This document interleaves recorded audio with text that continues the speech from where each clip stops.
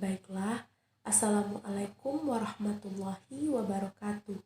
Saya Hanifatul Hasanah, NIM 21042151, izin mempresentasikan materi Sistem Hukum Indonesia yaitu tentang area hukum. Pada kesempatan kali ini, kita akan membahas 3 poin yaitu yang pertama, hubungan hukum, yang kedua, cakap hukum, dan yang ketiga, kewenangan berhak. Yang pertama yaitu hubungan hukum. Hubungan hukum menurut R. Suroso ialah hubungan antara dua atau lebih subjek hukum. Dalam hubungan ini, hak dan kewajiban pihak yang satu berhadapan dengan hak dan kewajiban pihak yang lain dan dijamin oleh hukum. Dalam setiap hubungan hukum, terdapat pihak yang berwenang atau berhak meminta prestasi yang disebut prestasi subjek, dan pihak yang wajib melakukan prestasi disebut plead subjek. Selanjutnya yaitu hubungan hukum yang memiliki 3 unsur. Yang pertama, adanya orang-orang yang hak atau kewajibannya saling berhadapan. Contoh, A menjual rumahnya pada B. A berhak meminta pembayaran pada B. B wajib membayar pada A dan B berhak meminta rumah pada A setelah dibayar. Yang kedua, adanya objek yang berlaku berdasarkan hak dan kewajiban tersebut di atas. Seperti contoh di atas yaitu objeknya adalah rumah. Yang ketiga, adanya hubungan antara pemilik hak dan pengemban kewajiban atau adanya hubungan atas objek yang bersangkutan. Contoh, A dan B melakukan jual beli rumah. A dan B sebagai pemegang hak dan pengemban kewajiban. Rumah adalah objek yang bersangkutan. Selanjutnya yaitu syarat-syarat hubungan hukum. Yang pertama, adanya dasar hukum, yaitu peraturan-peraturan hukum yang mengatur hubungan hukum tersebut. Yang kedua, timbulnya peristiwa hukum. Seperti contoh jual beli antara si A dan si B tadi tertuang dalam undang-undang.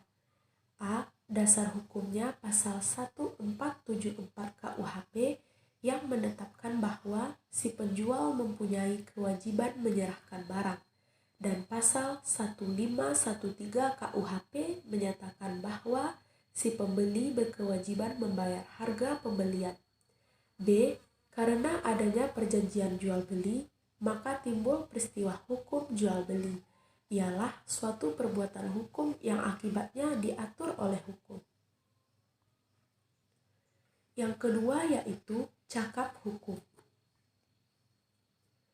Cakap hukum secara perdata berarti kecakapan seseorang untuk melakukan perbuatan hukum dan karenanya mampu mempertanggungjawabkan akibat hukumnya.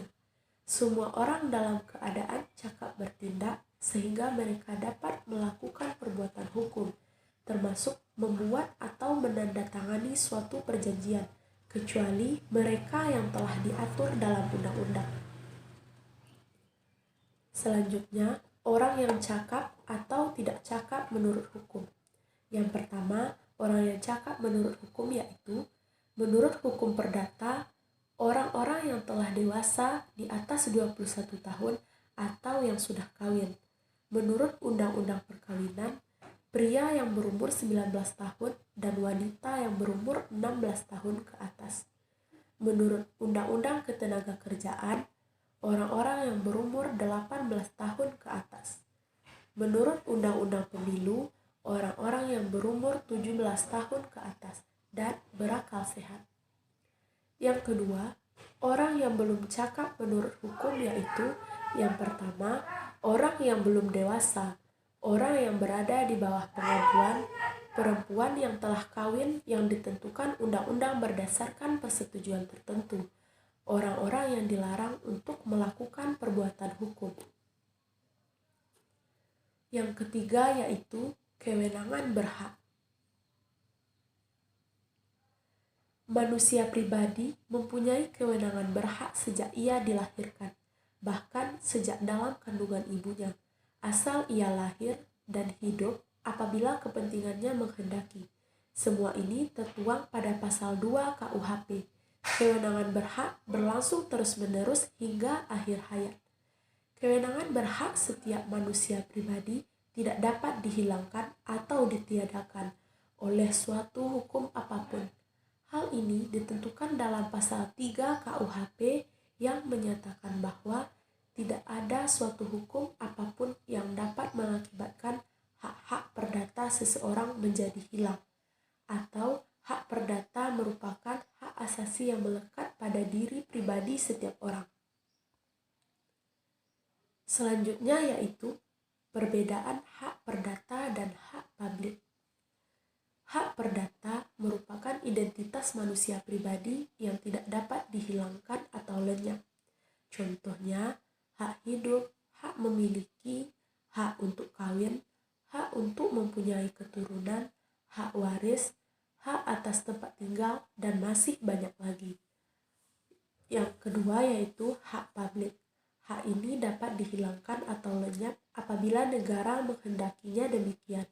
Contohnya, hak memilih dan dipilih dalam pemilu, hak menjadi anggota TNI atau pegawai negeri, hak menduduki jabatan tertentu, dan lain-lain. Baiklah, sekian penjabaran materi dari saya. Terima kasih. Assalamualaikum warahmatullahi wabarakatuh.